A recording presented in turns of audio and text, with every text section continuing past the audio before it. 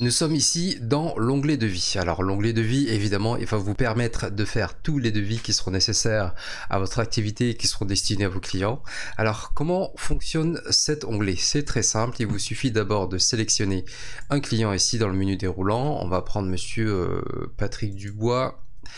Ensuite, on va venir injecter des éléments dans le corps de ce devis pour pouvoir finalement le réaliser. Donc pour ça, on va aller dans base article, on va venir choisir les éléments qu'on veut injecter au devis.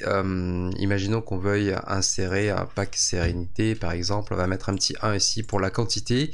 Donc des calculs se font automatiquement. S'il y a une remise à appliquer, on va la appliquer ici.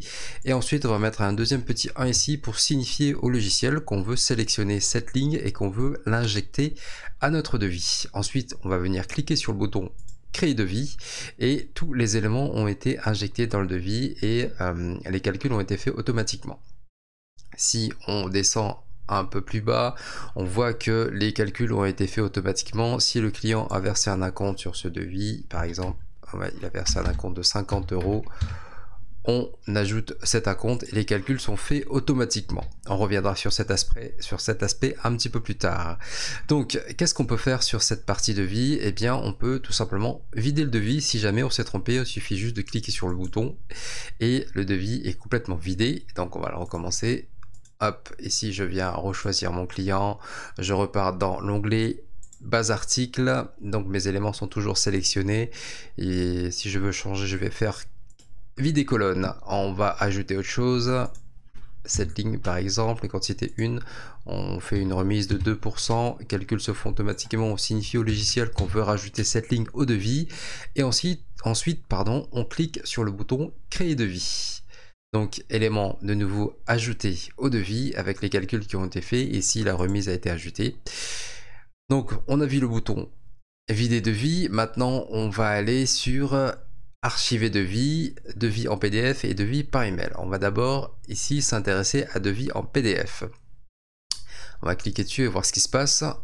Donc un fichier PDF se crée avec votre devis qui est prêt à être exploité. Ce devis, vous pouvez l'imprimer, vous pouvez le stocker dans un dossier ou alors vous pouvez l'envoyer par mail en pièce jointe avec votre messagerie préférée. Ou alors, ce devis, vous pouvez directement cliquer sur ce bouton et le devis sera récupéré sur l'ordinateur. Il sera mis dans un fichier mail. Ici, il a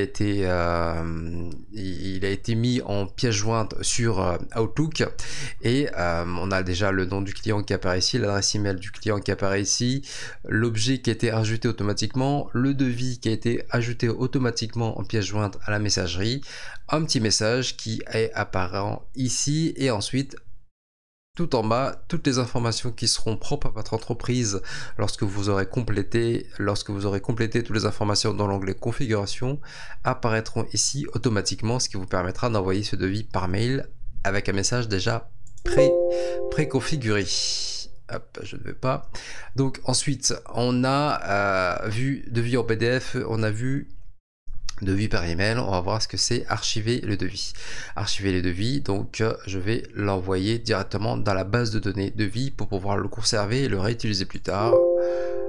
Je clique sur OK. Le logiciel m'indique que le devis numéro 5 pour le client Patrick Pierre Sandros a été archivé. Je clique sur OK. Et ensuite, le logiciel vide les lignes et on se retrouve prêt à refaire un autre devis. On va faire un autre devis tout de suite pour l'exemple avec Madame Marie-Rose Payette à qui on va facturer, hop, je vide les colonnes, première ligne, pas de remise, ici pour signifier au logiciel que je veux rajouter cette ligne. On va créer le devis, les éléments se sont bien rajoutés ici. Alors Madame Marie-Rose a eu un devis de 5 €, mais elle a mis un devis de 10 €, un acompte de 5 €. Donc ici, qu'est-ce qu'on va faire? On va vouloir archiver ce devis. Et là, on a un avertissement.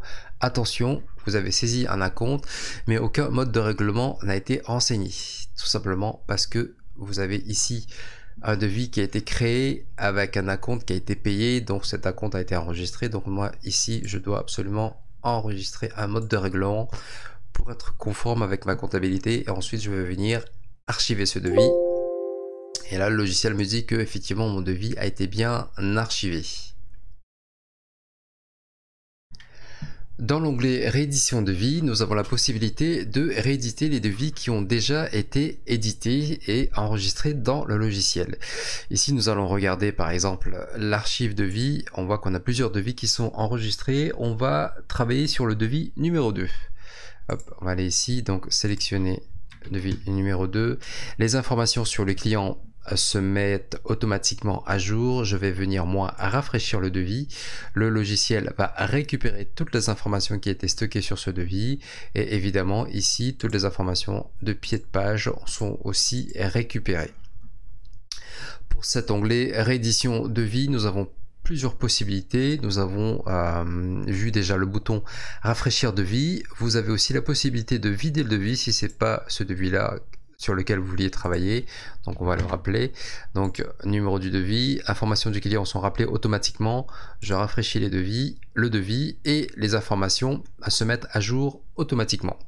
Ici nous avons la possibilité de faire une impression en PDF de ce devis. Je clique tout simplement sur le bouton et un document PDF se crée avec toutes les informations qui sont notées sur le devis qui apparaissent sur le document PDF.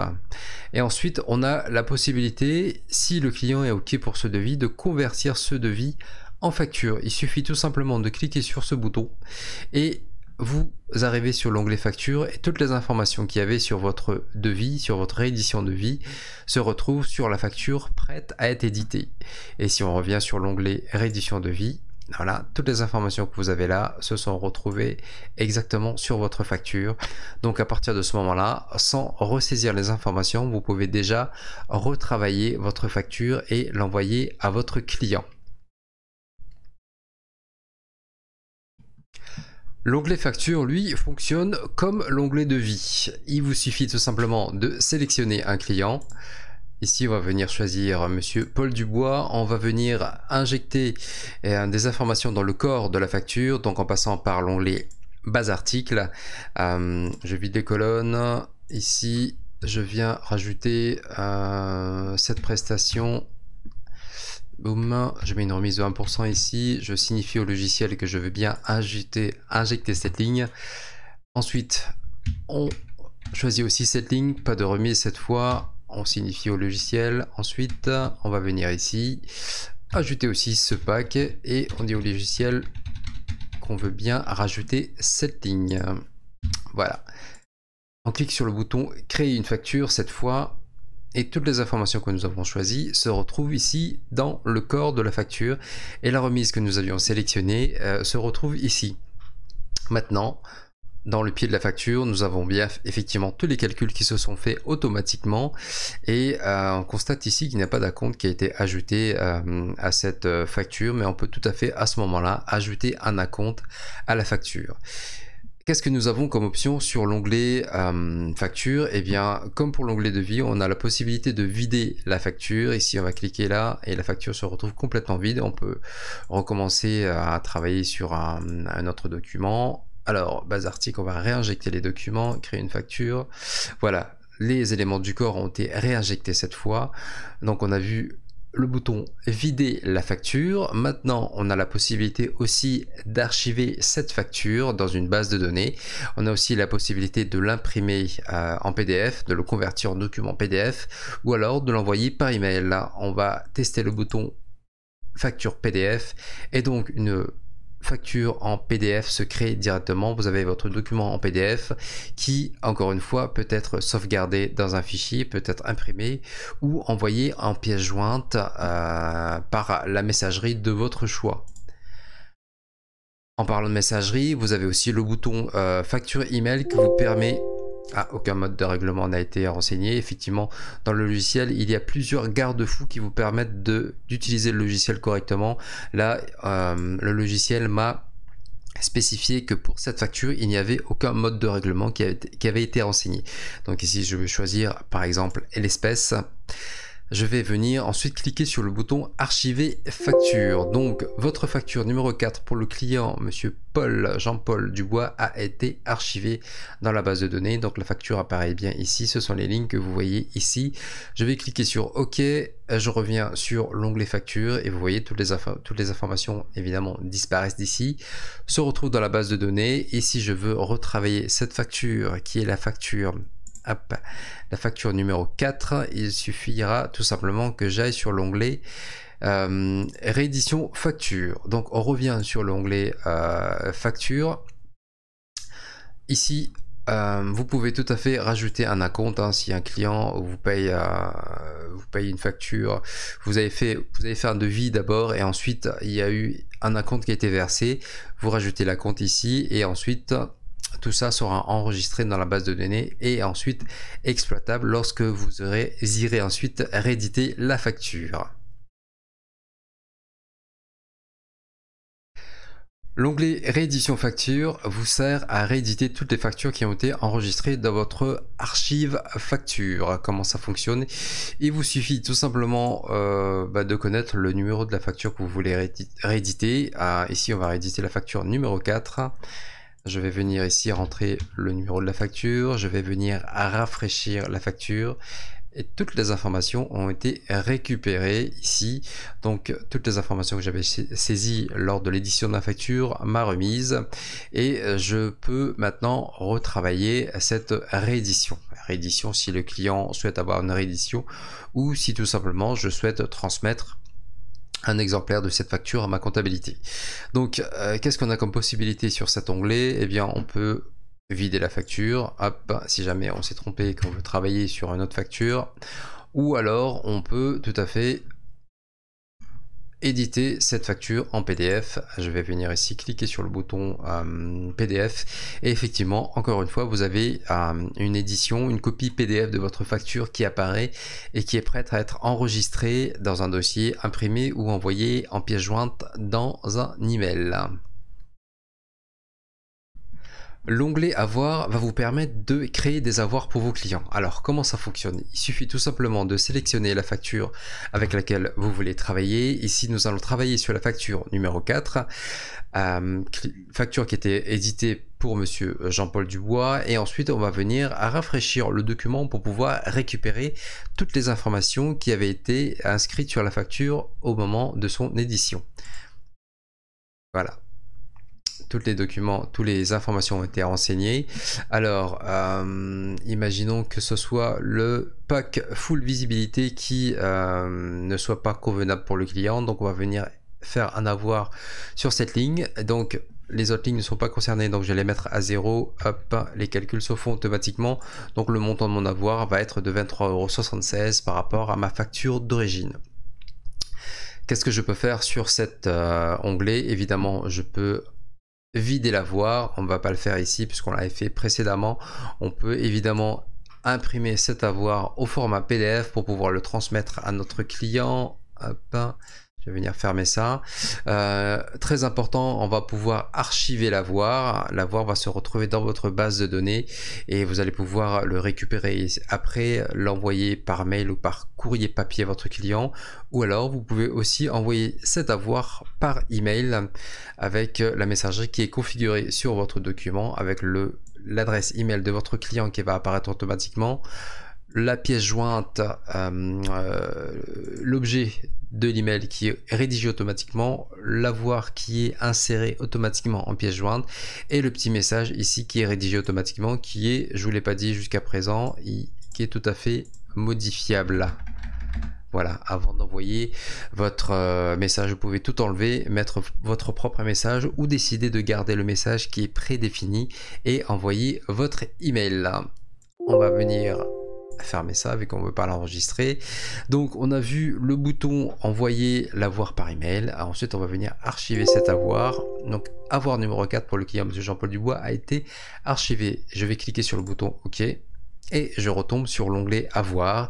Cet avoir se retrouve maintenant dans l'archive avoir. Il est récupérable dans l'onglet réédition avoir et c'est ce qu'on va voir dans la prochaine vidéo. Comme pour les autres onglets, l'onglet réédition avoir va vous permettre de récupérer tous les avoirs qui ont été édités jusqu'à présent. Comme pour tous les autres onglets, on va venir ici entrer un numéro d'avoir. Ensuite, les informations sur les clients sont récupérées. On va venir rafraîchir le document pour récupérer les informations du corps du document. Et ici, on constate que toutes les informations ont été récupérées. Qu'est-ce que je peux faire sur cet onglet? Je peux vider la réédition pour travailler sur un autre onglet, ou alors je peux tout à fait éditer cet avoir en PDF pour l'envoyer à mon client. Donc l'avoir a été effectivement récupéré et converti au format PDF, et quand j'ai fini de travailler sur cet avoir et que j'ai un autre avoir à retravailler, je vais venir vider la réédition avoir ici et rentrer un autre numéro d'avoir. Ici par exemple on a l'avoir numéro 2 qu'on va vouloir travailler. Hop, je vais rentrer ici numéro 2, on rafraîchit et ensuite les informations sont récupérées, donc à moi après de décider de ce que je veux faire avec cet avoir qui a été édité. L'onglet journal va vous permettre en un seul coup d'œil de savoir les factures qui ont été enregistrées dans votre logiciel. Il vous suffit tout simplement de venir ici cliquer sur le bouton mise à jour. Le logiciel va récupérer toutes les factures qui ont été enregistrées dans les bases de données et il va le faire sur 100 lignes. On va remonter ici. Voilà, donc toutes les factures qu'on a enregistrées aujourd'hui ont été récupérées, et aussi vous pouvez savoir le montant des factures, s'il y a eu des acomptes qui ont été versés et le détail des calculs ainsi que le détail sur les modes de paiement.